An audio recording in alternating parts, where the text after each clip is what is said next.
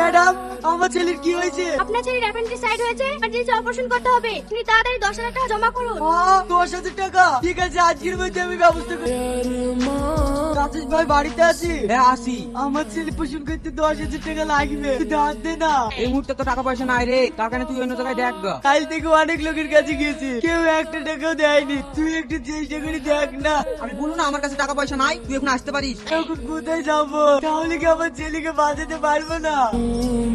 কি গো, টাকা পয়সা নিয়ে এসছো? আমি সব জায়গায় ঘুরেছি, কেউ টাকা দেয়নি, সবাই দূর দূর করে দাঁড়িয়ে দিয়েছে।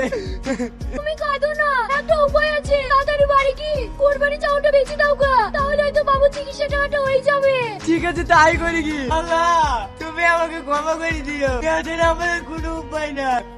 এই আসি ওই পড়া সোহেল কুরবানি কিনিস না কেনে নে রে? হ্যাঁ মৌলভী সাহেব, সোহেল কুরবানি কিনেছে, কিন্তু রিয়াজ কুরবানি বেচে দিছে যে। হ্যাঁ কুরবানি বিক্রি করে দিছে, ডাকে আজকে। ঠিক আছে মৌলভী সাহেব। তুমি আর কাঁদো না, এবার কোরবানি দেওয়ানি তো কি হয়েছে?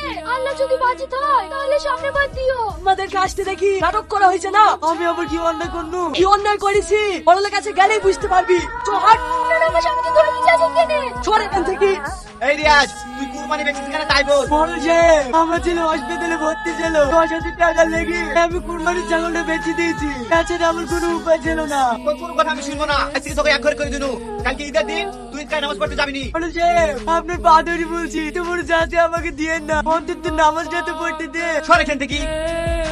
আমি শুনেছি আপনারা বলে অনেক গরিব মানুষকে জোর করে কুরবানি রাখতে বাধ্য করছে। এটা ইসলামে বলেনি, যার যতটুকু সামর্থ্য আছে সে ততটুকু দেবে। একটা কথা শুনেন ভাই, যা কোনো মানুষকে আঘাত দিয়ে কোনো কাজ করানো যাবে না। সেই মানুষটার চোখের পানিতে আপনি সারা জীবন জাহান্নামের আগুনে জ্বলবে। কথাটা মনে রাখবে। সবাই হাত তুলুন। আল্লাহ আমিন।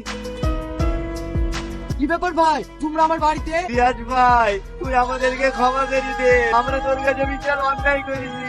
কি করছেন মানুষের? মানুষ কোনোদিন মানুষের পা ধরে? মানুষের স্থান হলো মানুষের বুকে। আসেন ভাই, আমার বুকে আসেন। ঈদ মুবারক ভাই।